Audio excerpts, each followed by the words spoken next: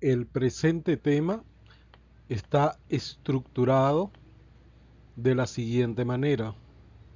En primer lugar, abordar una definición básica del concepto fundamental sobre el cual se desarrolla el mismo. Una parte de naturaleza descriptiva que atiende a las distintas causales de recusación e inhibición, tanto en el Código Orgánico Procesal Penal como en el Código Orgánico de Justicia Militar, y el procedimiento aplicable.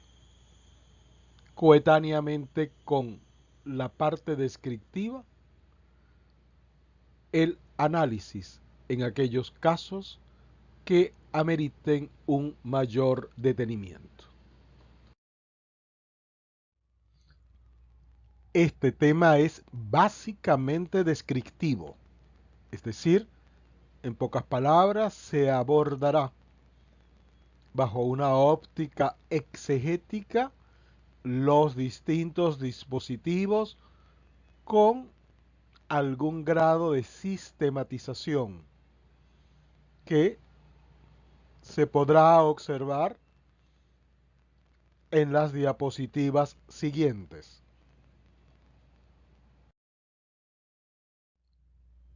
Hay dos preguntas básicas a las cuales debe atender aún partiendo de sus conocimientos previos y generales.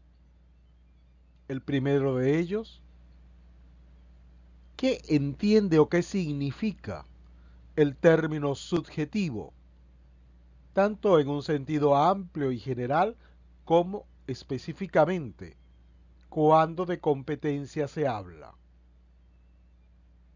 En segundo lugar, trate de recordar qué significa en otras ramas o ámbitos del derecho el término subjetivo vinculado a la competencia, vale decir, competencia subjetiva. Este proceso previo es sumamente importante a los fines de poder garantizar un desarrollo exitoso del estudio en términos de tiempo y en términos de fijación.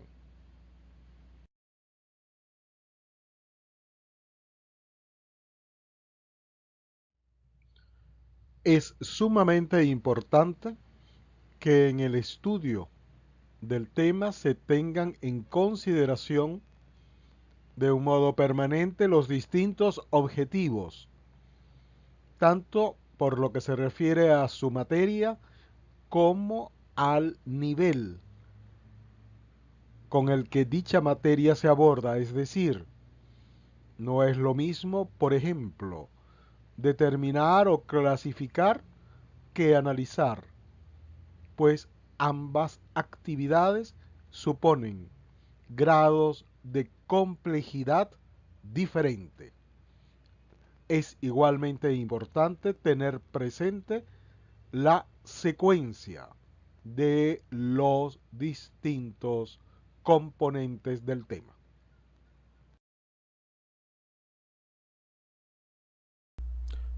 En materia de competencia subjetiva, sea cual fuere la definición que empleare, es decisivo que tenga en cuenta los elementos que la componen y de igual manera la importancia que ellos guardan entre sí, teniendo siempre presente que detrás del principio o del concepto de competencia subjetiva se encuentra el principio fundamental del juez natural, es decir, que el juez que no es imparcial no es un juez natural.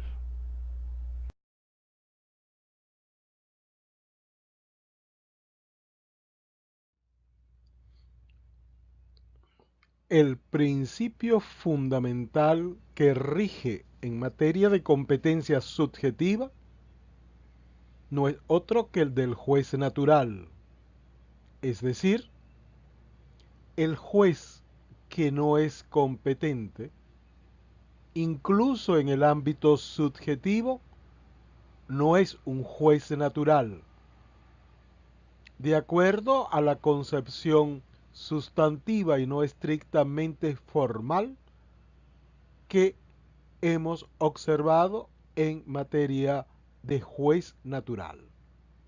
Por otra parte, también es de aplicación el principio de la buena fe procesal, habida cuenta que en la interposición de la recusación, las partes deben guiarse, como en el resto de sus actuaciones, por este principio que los obliga a un litigio honesto y transparente en el cual no se valgan de planteamientos dilatorios que obstruyen la celeridad debida al proceso.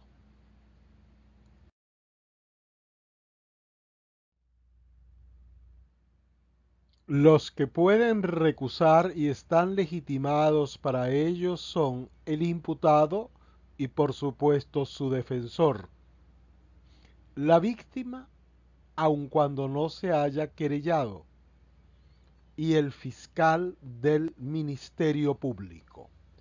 Así está establecido en el artículo 88 del Código Orgánico Procesal Penal. En el Código Orgánico de Justicia Militar se presenta una situación muy similar, salvo que no se habla de la víctima, sino del acusador. Hay que tener en consideración que el Código Orgánico de Justicia Militar, en la reforma que sufrió casi coetáneamente con el Código Orgánico Procesal Penal,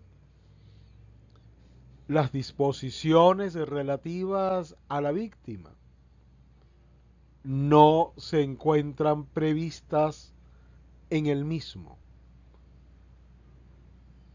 lo cual podría tener relación con la naturaleza de los delitos previstos en ese cuerpo legal.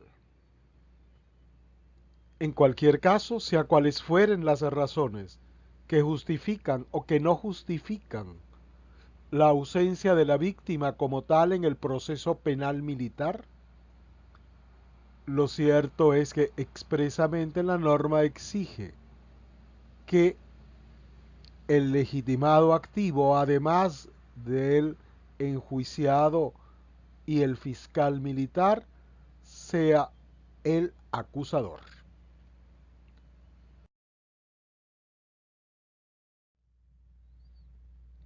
Los sujetos recusables, vale decir, los legitimados pasivos son el juez y en su caso el secretario, el fiscal del Ministerio Público,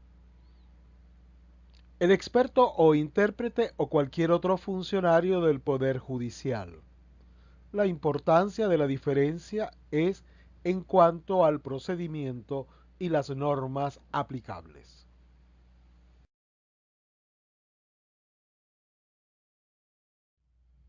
En materia penal militar no hay mayores diferencias, salvo la inclusión de la figura del auditor, que es propio de la competencia penal militar.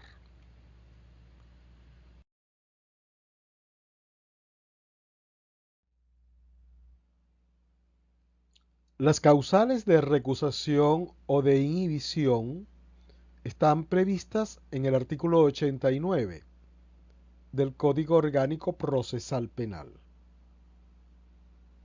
y pueden ser clasificadas en el siguiente orden: por parentesco, numerales primero, segundo y tercero; En el caso del numeral primero, se trata de un parentesco de consanguinidad o de afinidad dentro del cuarto grado o segundo grado respectivamente, con cualquiera de las partes o con su representante.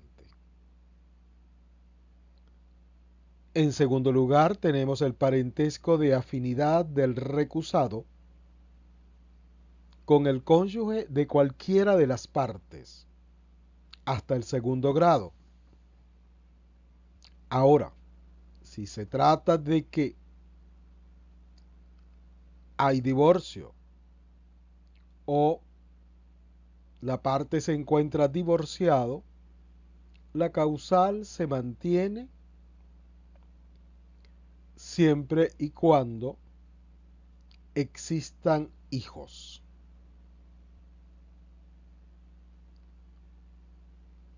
En tercer término, el parentesco por adopción con alguna de las partes. Igualmente se tiene la causal por amistad o enemistad manifiesta. Es de tenerse en cuenta que enemistad manifiesta quiere decir que sea conocida, que conste en hechos objetivos a los fines de no dar curso o lugar a recusaciones infundadas sobre meras apreciaciones, dado que es un vínculo negativo y afectivo y que no es desentrañable. En sí mismo el animus es necesario contar con elementos manifiestos que en efecto puedan determinarlo. En tercer lugar, se tiene el interés directo, bien sea con el cónyuge o alguno de sus afines o con sus parientes consanguíneos. Este interés directo es con relación a los resultados del proceso. Luego tenemos la prevista en el numeral sexto, que es la comunicación directa o indirecta sin la presencia de todas las partes, con cualquiera de ellas o con sus abogados sobre un asunto sometido a su conocimiento. Esta causal, que fue incorporada con el Código Orgánico Procesal Penal, es de particular importancia si se considera que de acuerdo al artículo 91, tal hecho puede dar lugar a un proceso de destitución. Obviamente, mediante esta causal, lo que se busca es impedir procesos que pudieran llevar a colusión o que lo pongan de manifiesto. No obstante, existe la dificultad probatoria cuando se trata de la comunicación indirecta.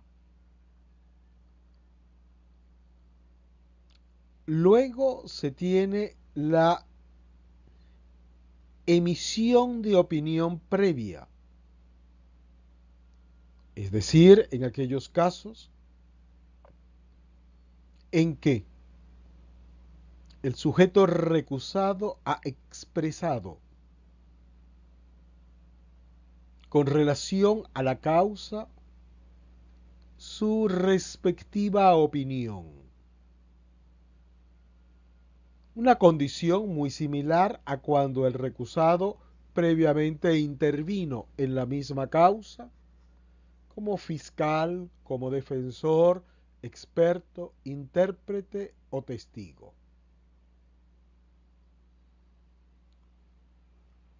Por último, una causal innominada, que es en todos aquellos que existan motivos graves que afecten la imparcialidad del juez.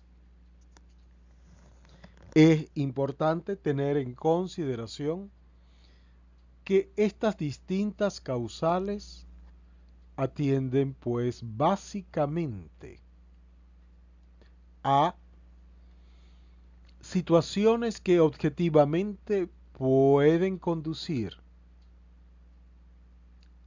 a cualquier persona que desempeñe el cargo del recusado a una inclinación de su voluntad o de su conocimiento, lo que no significa necesariamente que el funcionario recusado se encuentre intelectual o afectivamente parcializado. Es igualmente de tener en cuenta que existe en Venezuela la práctica procesal de la solicitud de inhibición, que es una situación no prevista expresamente por el Código Orgánico Procesal Penal, aunque tampoco está prohibida por ninguna de sus normas. En la práctica forense se ha recurrido a este mecanismo como un medio que resulte menos hostil que la formulación de la recusación como tal.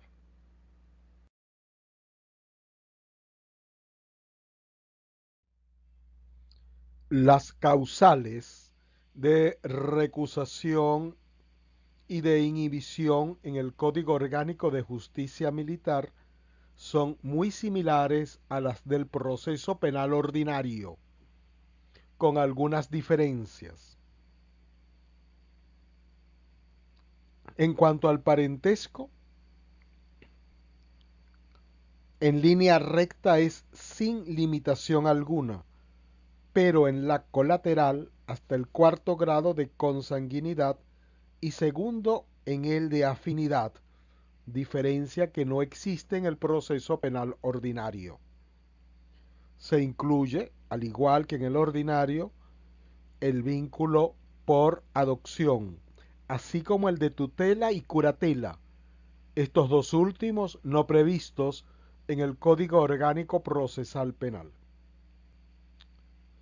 En cuanto a la causal de amistad o de enemistad, la amistad se califica como íntima, no así en el COP. La enemistad ha de ser manifiesta en ambos textos legales. El interés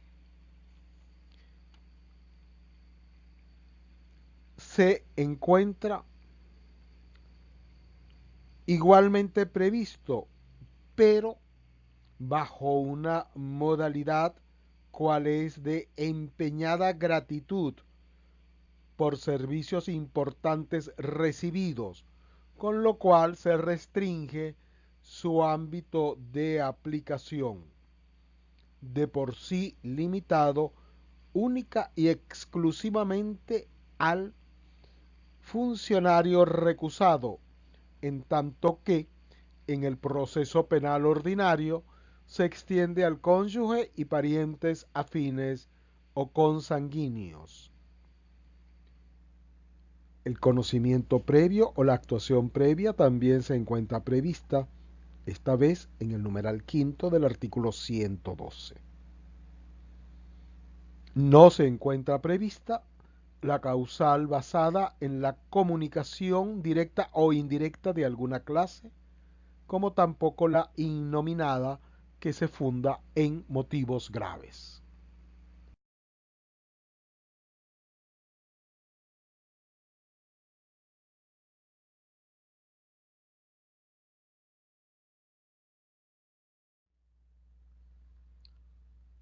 El procedimiento en materia de recusación se encuentra previsto en los artículos 96 y siguientes. En primer lugar, es de tener en cuenta que se ha de proponer por escrito y que dicho escrito ha de estar motivado, es decir, ha de expresar las razones, los fundamentos, tanto de hecho como de derecho, en los que pretende apoyarse el recusante, tal como lo establece el artículo 95. Del mismo modo, si se tratare del acta de inhibición, el funcionario inhibido deberá fundamentar sus motivos. Una vez propuesta por escrito la recusación, si la misma se funda en un motivo que la haga admisible,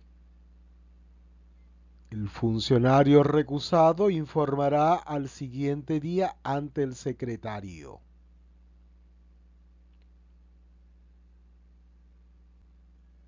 Esta disposición prevista en la primera parte del artículo 96, cuando expresa literalmente: si la recusación se funda en un motivo que la haga admisible, ha dado lugar a que se interprete que el funcionario recusado, cuando la considera inadmisible, pues no se encuentra obligado a presentar informe alguno. Si bien es cierto que las disposiciones contenidas en los artículos 95 y 96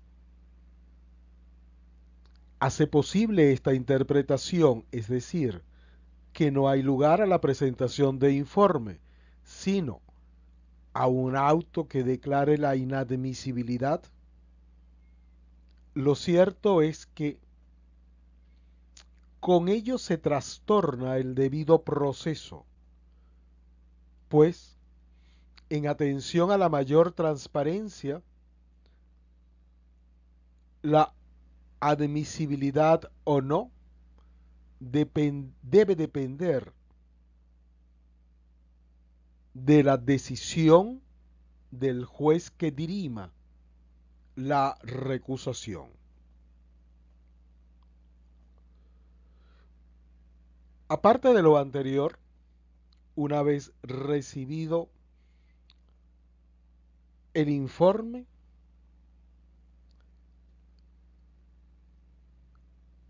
las actuaciones se dividen en dos, por así decirlo. Una le corresponderá, es decir, la incidencia, al funcionario que, de acuerdo a la ley orgánica del Poder Judicial,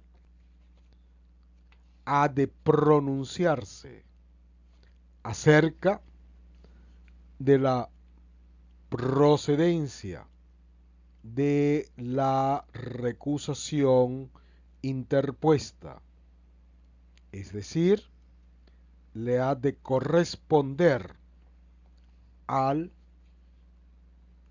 juez superior, tal como está previsto en el artículo 47 y 48 de la mencionada ley. Téngase en cuenta que cuando se trata de una recusación contra una corte de apelaciones, la misma será decidida por el presidente de la Corte de Apelaciones. si no es recusado, y caso de serlo, pues será otro juez no recusado el que le corresponda decidir. En el caso de los tribunales unipersonales, será el tribunal de alzada siempre y cuando ambos actúen en la misma localidad. Y en caso contrario, los suplentes por orden de su elección. En tanto que la causa principal será distribuida a un tribunal de la misma categoría de aquel donde se produjo la recusación.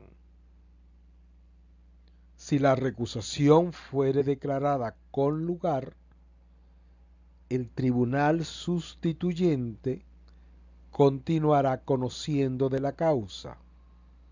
Es importante tener en cuenta que la recusación no implica la paralización de la causa.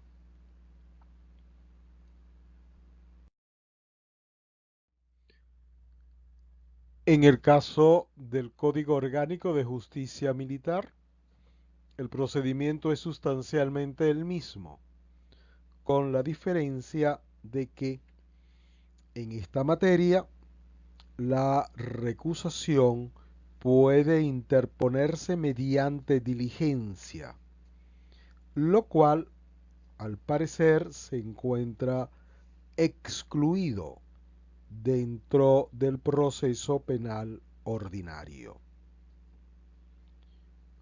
En cuanto a los funcionarios que hayan de conocer la inhibición o la recusación, las mismas se encuentran previstas en el artículo 118 del Código Orgánico Procesal Penal, y que en definitiva corresponde al mismo espíritu que inspira las disposiciones de la Ley Orgánica del Poder Judicial anteriormente mencionadas.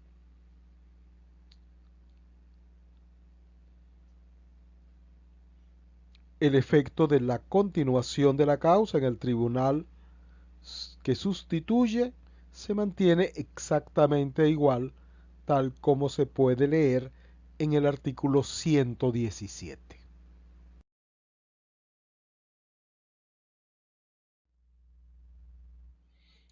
La recusación tiene sus límites, tanto en el proceso penal ordinario como en el proceso penal militar.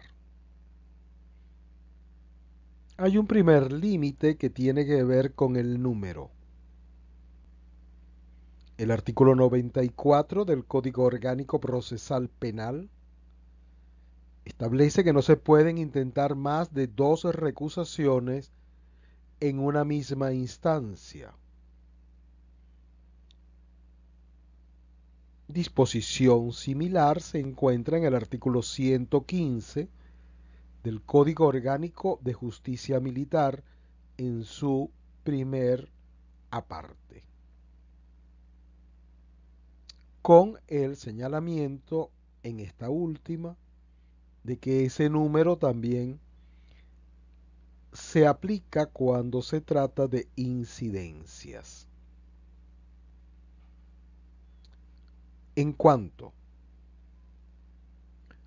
a qué ha de considerarse una recusación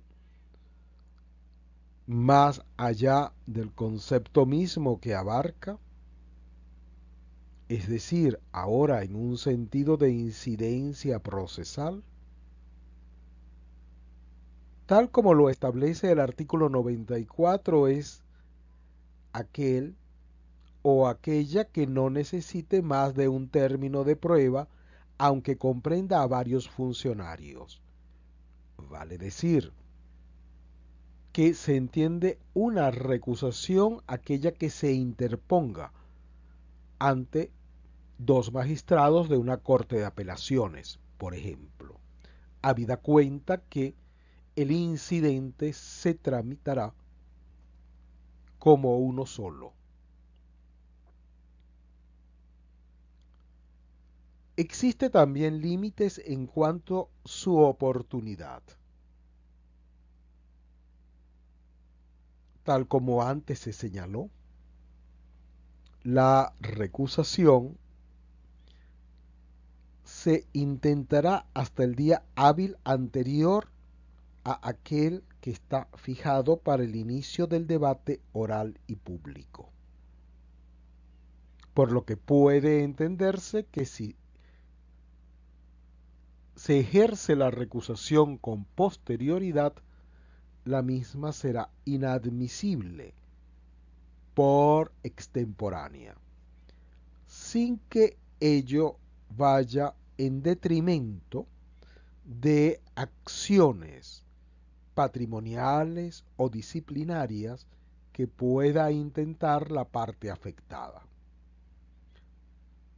Esta limitación tiene por razón de ser el tratar de limitar al máximo posible los incidentes en el desarrollo del debate oral y público, a fin de que el juez de juicio se concrete a su actividad fundamental, recepción de pruebas y emisión de sentencia. Sin embargo, se ha reconocido que cuando hay conocimiento a posteriori de la causal de recusación, o en otras palabras, una causal sobrevenida, entonces cabe, en aras del derecho de defensa y del debido proceso, la interposición de la recusación. Igual debiera entenderse con relación al funcionario que se inhibe, si en el desarrollo del debate oral y público surgiera una causal de inhibición. Todo en aras de la tutela judicial efectiva y del debido proceso en cuanto el principio y garantía del juez natural.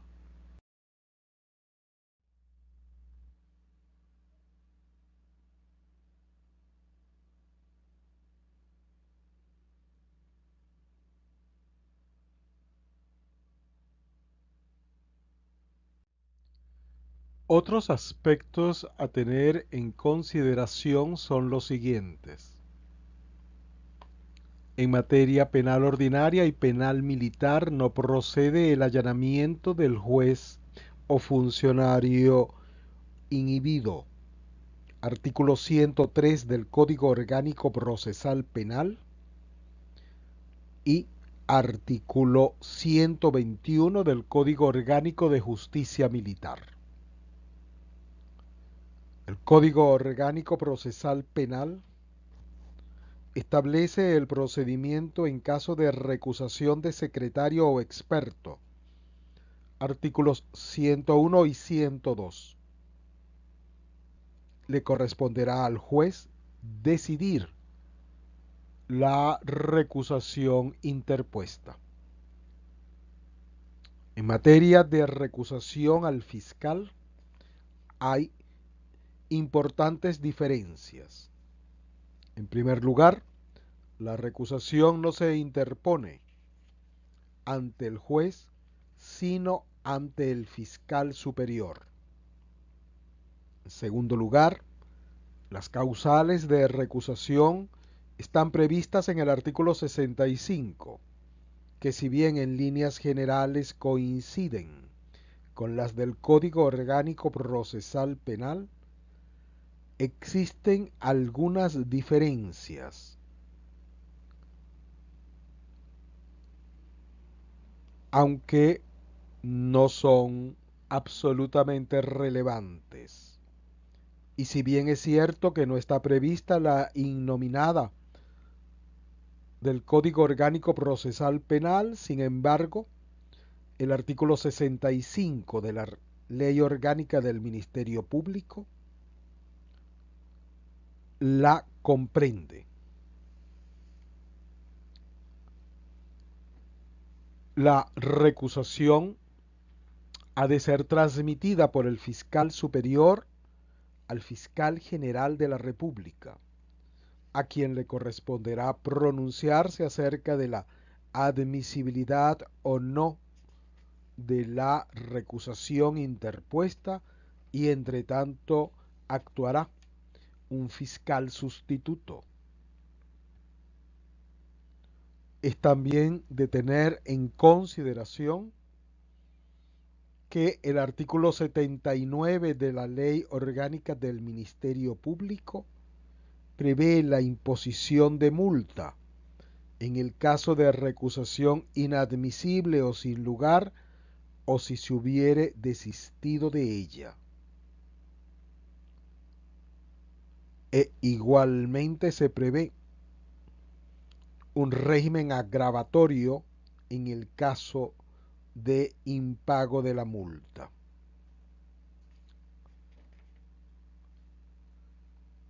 Y asimismo, el artículo 80 prevé que en el caso de que el funcionario fiscal no se haya inhibido y haya procedido la recusación, podrá procederse a la suspensión o destitución según la gravedad del caso.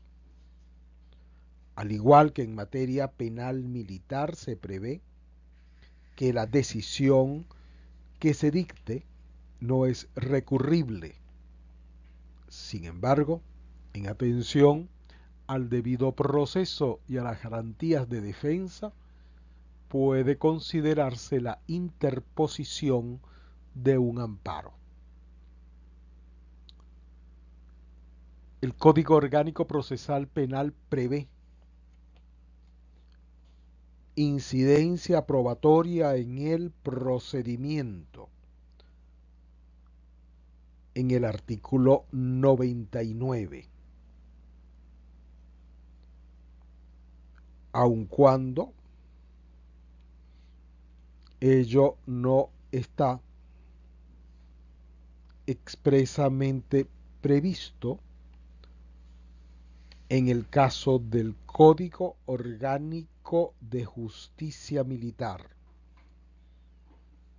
pero pareciera aplicable en el caso de recusación a un fiscal del Ministerio Público.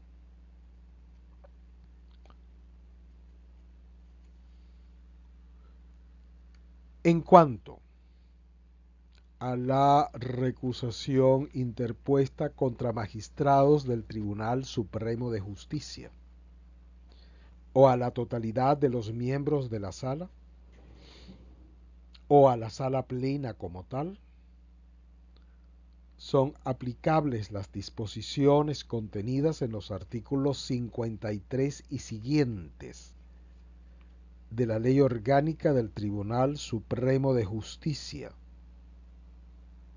que se prevé, en líneas muy generales, un régimen que pudiera ser calificado de sucesivo o escalonado.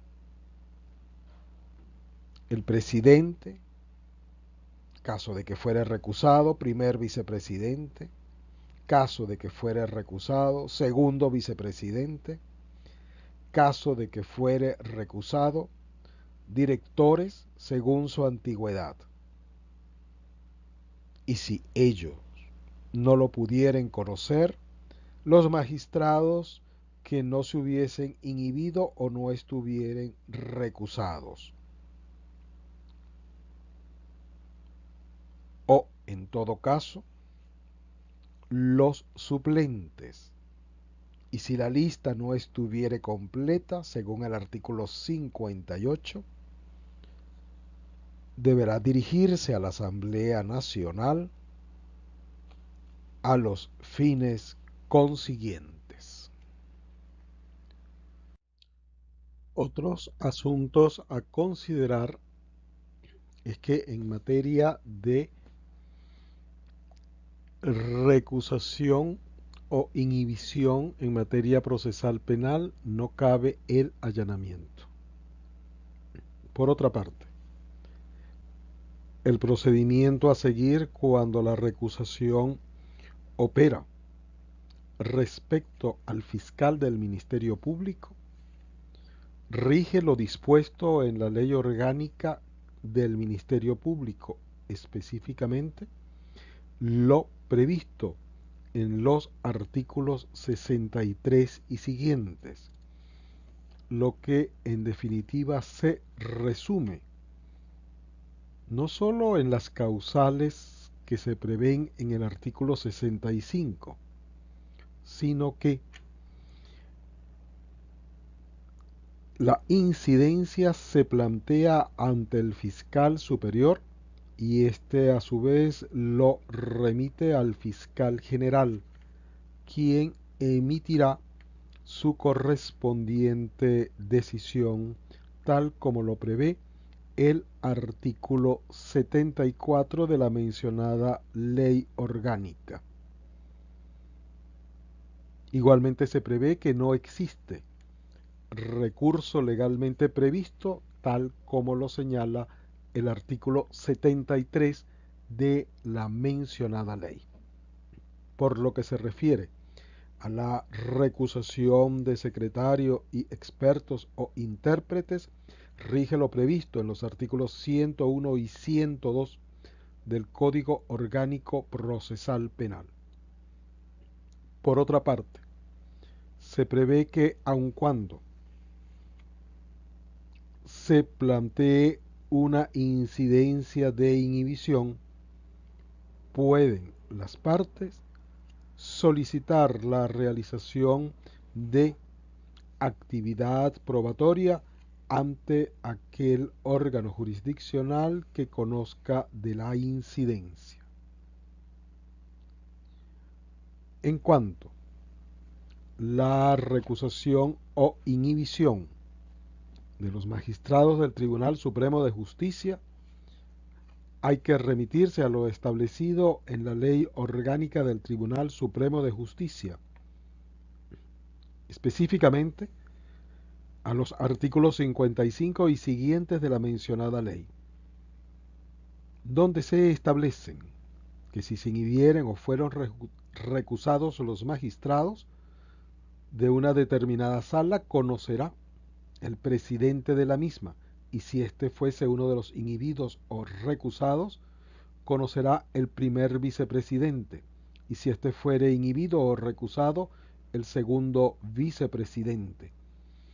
En el caso de que estos también se encuentren en idéntica situación, conocerán los directores en orden de antigüedad, y si estos no lo pudieren conocer, será entonces según la lista que elaborará la sala plena al día hábil siguiente. Y en el caso de que ninguno de los magistrados pueda conocer de la incidencia, conocerán los suplentes en el orden establecido. Para el caso de que la lista de los suplentes resulte incompleta, ello no impide que se convoque a los demás que figuren en ella en los casos en que sea procedente. Y de quedar incompleta la lista de los suplentes, entonces el presidente del tribunal lo comunicará a la Asamblea Nacional a los fines legales consiguientes.